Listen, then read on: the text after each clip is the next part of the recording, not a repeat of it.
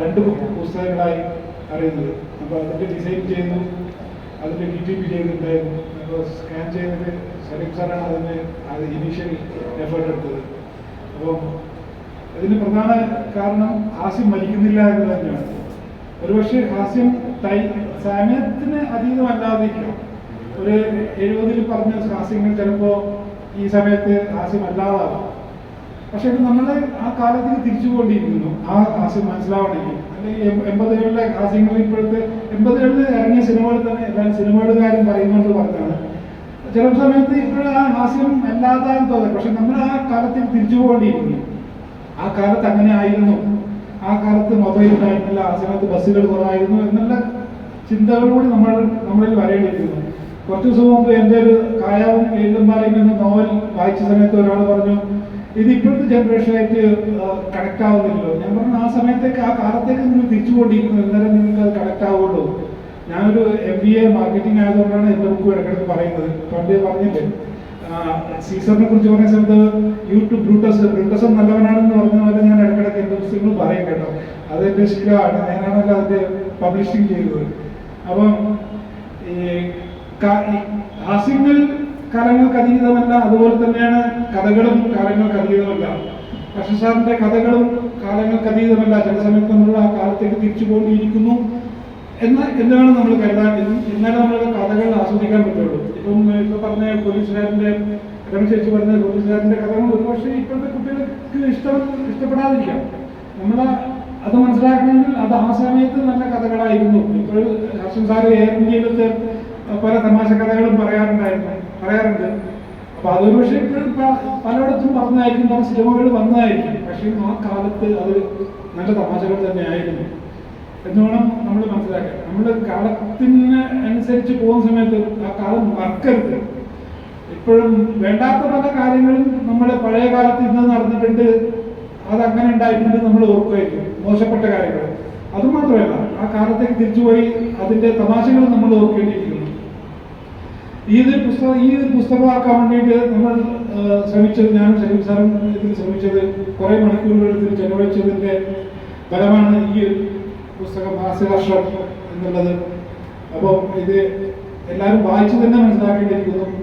തമാശകൾ വായിച്ചും അറിയണം, കേട്ടും അറിയണം. അത് രണ്ടിൻ്റെ തമാശകളുടെയും തലങ്ങൾ വ്യത്യസ്തമായിരിക്കാം. ചില തമാശകൾ പറഞ്ഞു തന്നെ അറിയേണ്ടതുണ്ട്. ഞാൻ ഇന്നലെ ഒരു സിനിമക്ക് പോയിരുന്നു. എല്ലാ സിനിമയുടെ കാര്യം പറഞ്ഞുകൊണ്ടാണ് സിനിമയുടെ. ഞാൻ സെൻസർ ബോർഡിൻ്റെ ഒരു മീറ്റിംഗ് ആയിരുന്നു. അതിലൊരു പ്രിവ്യൂ, ഒരു കൊങ്കണി സിനിമയായിരുന്നു. കൊങ്കണി സിനിമയാണ് അവർ അപ്ലൈ ചെയ്തത്, കൊങ്കണി സിനിമയായിരുന്നു. പക്ഷേ അത് കാണുന്ന സമയത്ത് ആദ്യം തുടങ്ങുന്ന ഒരു ഡയലോഗ് തുളുവിലാണ്. അപ്പോൾ ഇത് തുളുവാണ്. പിന്നെ പോകുന്ന സമയത്ത് അതിൽ ബാരി ലാംഗ്വേജ്, കാസർഗോഡിലെ വേറൊരു ഭാഷയാണ് ബാരി എന്ന് പറയുന്നൊരു കന്നഡയും തുളുവും മലയാളം എല്ലാം മിക്സ് ചെയ്ത് അതും വരുന്നുണ്ട്. ഒരു കടയിൽ കയറി പോകുന്നു. അപ്പോൾ അതിൻ്റെ തമാശയും അവിടെ ഈ 3 ഭാഷക്കാർക്ക് അതിൻ്റെ തമാശ മനസ്സിലാവുന്നുണ്ട്. അത് അത്രത്തോളം അറിയാത്ത എനിക്ക് പോലും മനസ്സിലാവുന്നുണ്ട് അതിൻ്റെ തമാശകൾ, ആശയങ്ങൾ. അതിൽ കൂടെ വരുന്നു മലയാളവും വരുന്നുണ്ട്. അപ്പോൾ 4 ലാംഗ്വേജ്, 4 ഭാഷകളാണ് ആ ഒരു സിനിമയിൽ പറയുന്നത്. ഇപ്പം 7 ഭാഷകളുടെ നാട് എന്ന് പറയുന്ന കാസർഗോഡ്, മഞ്ചേശ്വരം അല്ലെങ്കിൽ ആ ഏരിയയിൽ അത് ശരിക്കും അതിൽ തമാശകൾ അവർക്ക് ഉൾക്കൊള്ളാൻ കഴിയുന്നുണ്ട്, അവർക്ക് മനസ്സിലാവുന്നുണ്ട്. അപ്പോൾ സിനിമകളിലെ തമാശ കാലങ്ങൾ കഴിഞ്ഞാൽ ഔട്ട്ഡേറ്റഡ് ആവുന്നു. അല്ലെങ്കിൽ ഒരുപക്ഷെ ഈ സിനിമയിലെ തമാശകൾ ഒരുപക്ഷെ കുറച്ച് വർഷം കഴിഞ്ഞാൽ ഔട്ട്ഡേറ്റഡ് ആവാം. പക്ഷെ നമ്മൾ ആ കാലത്തേക്ക് തിരിച്ചു പോകുന്ന സമയത്താണ് ആ കഥകൾ, അതിൽ തമാശകൾ മനസ്സിലാവുന്നത്. ഹർഷൻ സാറിൻ്റെ പുസ്തകത്തിലത്തെ വേറൊരു കാര്യം സഭ്യമായ ഹാസ്യം. ഇപ്പോഴും നമ്മൾ പലപ്പോഴും കേൾക്കുന്നത് ചില വൃത്തികേടുകൾ പറഞ്ഞിട്ട് ആളുകളെ ചിരിപ്പിക്കുക. അത് സ്റ്റേജ് പ്രോഗ്രാമായാലും ശരി, ചില സ്കിറ്റ് പ്രോഗ്രാമായാലും ശരി, അതിലൊക്കെ കുറേ വളിച്ച തമാശകൾ പറഞ്ഞിട്ട് ചിരിപ്പിക്കുക എന്നുള്ളതല്ല. അതല്ല തമാശ. അതൊരു പക്ഷേ അരോചകമായിരിക്കാം, പലർക്കും അരോചകമായി തോന്നിയേക്കാം. പക്ഷേ ഹർഷൻ സാറിന്റെ പുസ്തകത്തിലെ അങ്ങനെയുള്ള അരോചകമാകുന്ന തമാശകളല്ല നമ്മൾ വായിക്കേണ്ടത്. നമ്മൾ പലപ്പോഴും പറയാറുണ്ട് സഹവർത്തിത്വം. ഇപ്പം SK നായർ സാർ പോയല്ലോ, സഹവർത്തിത്വം എന്ന് പറയാറുണ്ട്. എന്നിരുന്നാലും ചില എഴുത്തുകാരെ ഈ സാഹിത്യ സമൂഹത്തിൽ, നമ്മുടെ ബാംഗ്ലൂരിലെ സാഹിത്യ സമൂഹത്തിന്റെ കാര്യമാണ് ഞാൻ പറയുന്നത്, ഒരു ചില ആൾക്കാരെ ഔട്ട്കാസ്റ്റ് ആയിട്ട് നിർത്തുന്ന ഒരു പ്രവണതയുണ്ട്. ഈ സഹവർത്തിത്വം എന്നുള്ളത് കൊണ്ട് എന്താണ് എല്ലാവരും കൂടെ നിൽക്കുക, എല്ലാവരും കൂടെ ചേർന്ന് പ്രവർത്തിക്കുക എന്നുള്ളതാണ്. അപ്പോൾ ഒരാളുടെ മിസ്റ്റേക്ക് കണ്ട് അല്ലെങ്കിൽ ഹർഷൻ സാറിന്റെ മേലെ ഒരു മിസ്റ്റേക്ക് അടിച്ചേൽപ്പിച്ച് അയാൾ അങ്ങനെയാണ്, അദ്ദേഹം അങ്ങനെയാണ്, അയാളുടെ സ്വഭാവം അങ്ങനെയാണ്, അയാളുടെ തമാശ കൊള്ളില്ല, അയാളുടെ സംസാരം കൊള്ളില്ല എന്ന് പറഞ്ഞ് മാറ്റി നിർത്തുകയല്ല വേണ്ടത്.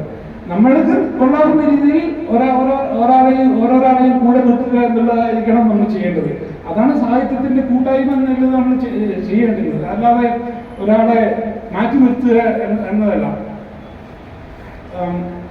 ഈ പുസ്തകത്തിൽ പ്രൂഫ് റീഡിങ്ങിൽ ചെയ്തൊരു മിസ്റ്റേക്ക് കൂടി ഞാൻ അഡ്മിറ്റ് ചെയ്തേക്കാം.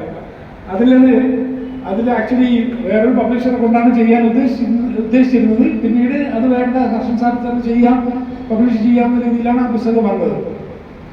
ഈ ഒരു പുസ്തകത്തിന്റെ കാര്യമാണ് പറയുന്നത്. അപ്പോൾ ഞാനത് പ്രൂഫ് നോക്കിയിട്ടില്ല. അതിന്റെ പ്രൂഫ് നോക്കേണ്ട ചുമതല എനിക്കായിരുന്നില്ലല്ലോ. അപ്പൊ ഞാനത് നോക്കിയില്ല. അപ്പൊ അതിന്റെ ഒരു ചെറിയൊരു മിസ്റ്റേക്ക് ഉണ്ട്. അത് നിങ്ങൾക്ക് മറക്കാൻ വേണ്ടിയിട്ട് ഒരു ഉൾപ്പെട് അവിടെ തയ്പ്പിച്ച് വെച്ചിട്ടുണ്ട്. അപ്പൊ അത് നിങ്ങൾ വായിക്കുന്ന സമയത്ത് ശ്രദ്ധിക്കാൻ പറ്റും. ഈയിടെ ഒരു പുസ്തകം സാഹിത്യ അക്കാദമിക്ക് വേണ്ടി ചെയ്യുന്ന സമയത്ത് ഞാൻ അതിന്റെ DTP ഡിസൈനും എല്ലാം ചെയ്തു കൊടുത്തു. പിന്നീട് അവർ പറഞ്ഞു അത് ഹിന്ദിയിൽ നിന്ന് ട്രാൻസ്ലേറ്റ് ചെയ്ത ഒരു പുസ്തകമായിരുന്നു. ആ പുസ്തകം ട്രാൻസ്ലേറ്റ് ചെയ്ത ശേഷം അവർ പറഞ്ഞു ഇതൊക്കെ പാസ് എന്ന് പറഞ്ഞു അവർ വിട്ടു. സാഹിത്യ അക്കാദമി എന്നോട് ചോദിച്ചു ഈ ബുക്ക് ഓക്കെയാണ്, നിങ്ങൾ ഫൈനൽ ബില്ല് അയച്ചോളെന്ന് പറഞ്ഞു.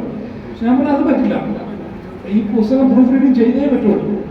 എന്നിട്ട് ഞാൻ തന്നെ പ്രൂഫ് റീഡിങ് ചെയ്തു.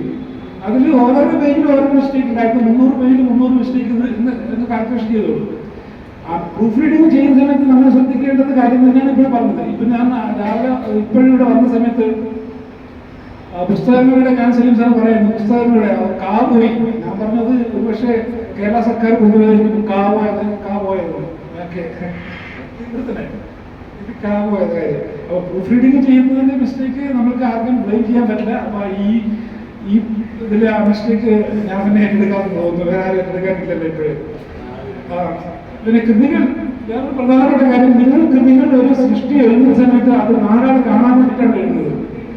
അത് ഏത് മാഗസിൻ ആയിക്കോട്ടെ അല്ലെങ്കിൽ ഓൺലൈൻ ആയിക്കോട്ടെ, നിങ്ങൾ ചെയ്യുന്നത് 4 പേര് വായിക്കണം, അതിനെക്കുറിച്ചുള്ള അഭിപ്രായം പറയണം, കേൾക്കണം എന്ന രീതിയിലാണ്. ചില പുസ്തകങ്ങളിലൂടെ ഇറങ്ങുന്നതൊക്കെ നമ്മൾ 100 പേര് ഒരു ബുക്കിൽ എഴുതുന്നു. അപ്പൊ ആ 100 പേര് മാത്രമേ പുസ്തകം വാങ്ങുന്നുള്ളൂ, വേറാരും വാങ്ങുന്നില്ല. കാരണം അതിന് വില എത്രയാണ്. അപ്പൊ അത് എന്റെ കഥ വായിക്കാൻ ഞാൻ ആ പുസ്തകം വാങ്ങേണ്ട ആവശ്യമുള്ളൂ. ഞാൻ വാങ്ങേണ്ടത് ആ പുസ്തകം വാങ്ങുന്നത് നിങ്ങളുടെ കഥ വായിക്കാനാണ്. എനിക്ക് നിങ്ങളുടെ കഥ വായിക്കാൻ താല്പര്യമില്ലാന്ന് വെച്ചാലോ ഞാൻ വാങ്ങുന്നില്ല പുസ്തകം.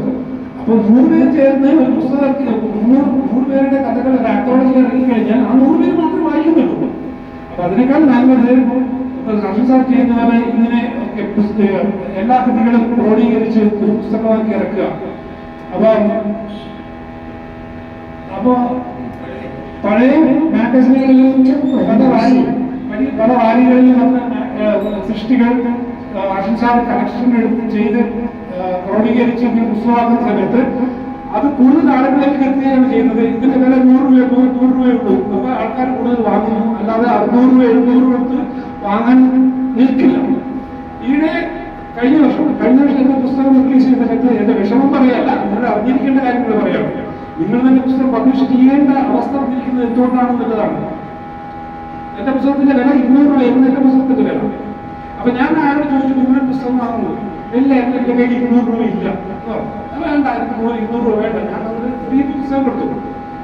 എന്നിട്ട് ഞാൻ കുറെ മണിക്കൂർ കഴിഞ്ഞ ശേഷം ഞാൻ അയാൾ വീണ്ടും വന്ന് സംസാരിക്കുന്ന സമയത്ത് അയാളുടെ പുസ്തകത്തിന്റെ കാര്യം പറഞ്ഞു. ഞാനത് വാങ്ങിച്ചു, അത് ഞാൻ 900 റുപ്പീസാണ് ഞാനത് കൊടുത്ത് വായിച്ചു. അതൊരു ഫേമസ് ആയ എഴുത്തുകാരന്റെ പുസ്തകം ആയതുകൊണ്ട് 900 റുപ്പീസ് കൊടുത്ത് വാങ്ങിക്കാം. പക്ഷെ എന്റെ പുസ്തകം 100 രൂപ 200 കൊടുത്ത് വാങ്ങിക്കാൻ പറ്റില്ല. അതാണ് അവസ്ഥ. അവരുടെ ചിന്താഗതി നോക്കണം. നിങ്ങൾ പുസ്തകം നിങ്ങൾ വിഷമിച്ച് ബുദ്ധിമുട്ടി. ഇപ്പൊ എന്റെ പുസ്തകത്തിന് വേണ്ടി ഇൻവെസ്റ്റ് ചെയ്യുന്നത് ഞാൻ തന്നെയാണ്. അപ്പൊ ഈ ഹർഷൻ സാറിന്റെ ഈ പുസ്തകത്തിൽ ഇൻവെസ്റ്റ് ചെയ്തിരിക്കുന്നത് അദ്ദേഹം തന്നെയാണ്. അപ്പൊ നമ്മളൊരു 100 കൊടുത്ത് വാങ്ങുന്ന സമയത്ത് അങ്ങനെ അടുത്ത പുസ്തകം ഇറക്കാനുള്ള പ്രചോദനം ഉണ്ടാവുകയും ചെയ്യുന്നത്. ഞാനൊരു കാര്യം കൂടെ പറയാം. ECL പ്രോഗ്രാം നടക്കുന്ന സമയത്ത് എന്റെ കയ്യിൽ പുസ്തകം എപ്പോഴും എന്റെ കയ്യിൽ പുസ്തകം കിട്ടും. അപ്പൊ എന്റെ കയ്യിൽ ക്യാമറ ഉണ്ടായിരുന്നു. അപ്പൊ ഒരാളെ വിളിച്ചു, പ്രേമന്റെ പുസ്തകം കാണട്ടെ. ഞാൻ ഫ്രീ കൊടുക്കുമായിരുന്നു. പക്ഷേ പ്രോഗ്രാം നടന്നുകൊണ്ടിരിക്കുകയാണ്. ഞാൻ കുറേ പേര് പുസ്തകം കാണട്ടെ എന്ന് ചോദിച്ചു. ഞാൻ കൊടുത്തു. അപ്പം വേറെ ഒരു ക്യാമറാമാൻ അവിടെ നിൽക്കുന്നുണ്ടായിരുന്നു. ആ ക്യാമറാമാനോട് പുസ്തകം പിടിച്ച് നിൽക്കുന്ന ഒരു ഫോട്ടോ എടുക്കാൻ വേണ്ടി പറഞ്ഞു ആ ക്യാമറാമാനോട്. അപ്പം അങ്ങനെ എന്നെ വിളിച്ചു, ബുക്ക് തരുന്നതായിട്ട് ഫോട്ടോ എടുക്കാമോ എന്ന് വെച്ചാൽ ഞാൻ ബുക്ക് കൊടുക്കുന്ന ഫോട്ടോ അങ്ങനെ എടുത്തു. അതേ ഫോട്ടോ എടുത്തു. അങ്ങനെ കൊടുത്ത ബുക്ക് ഞാൻ തിരിച്ചു വാങ്ങിക്കാൻ പറ്റും? മോശമല്ലേ? എനിക്ക് ഇച്ചിരി നടക്കുന്നുണ്ടാവില്ല. ഞാൻ പിന്നീട് പുസ്തകം തിരിച്ച് വാങ്ങിച്ചില്ല. അപ്പൊ പുസ്തകം വാങ്ങിക്കാനുള്ള ട്രിക്ക് അങ്ങനെ ചെയ്യാമെന്നല്ല ഞാൻ പറയുന്നത്. പക്ഷെ അങ്ങനെ പ്രതീക്ഷിക്കും. ഞാൻ ഫ്രീ കൊടുക്കുകയായിരുന്നു. ഒരു ദിവസം എന്റെ കാറിൽ ഞാൻ വീട്ടിലോട്ട് പോകുന്ന സമയത്ത് എന്റെ കാറിന്റെ പിന്നിൽ ഒരാൾ ഇരിപ്പുണ്ടായിരുന്നു. കാറിന് ബുക്ക് ഉണ്ടായിരുന്നു. അയാൾ ഇറങ്ങുന്ന സമയത്ത് ഒരു ബുക്ക് എടുത്തിട്ട് അയാൾ പോയി. പക്ഷെ അതല്ല രീതി. ഇതിന്റെ ഒരു എഫേർട്ട് പുസ്തകം ചെയ്യുന്ന സമയത്ത് 130 രൂപയുടെ പുസ്തകം നമ്മൾ ഇറക്കുന്ന സമയത്ത് ആ ലക്ഷം സാർ എടുക്കുന്നതിന്റെ എഫേർട്ട് ഓരോരാളും പുസ്തകത്തിന്റെ എഫേർട്ട് നമ്മൾ അറിയണം. അതിന് മാർക്കറ്റിംഗ് ചെയ്യാൻ സാറൊക്കെ 50 കോപ്പി 20 കോപ്പി 100 കോപ്പി മാത്രമേ പ്രിന്റ് ചെയ്തിട്ടുണ്ടാവുള്ളൂ. എന്തുകൊണ്ടാണ് അത്ര അതിന്റെ അവസ്ഥ വരുന്നത്? നമ്മൾ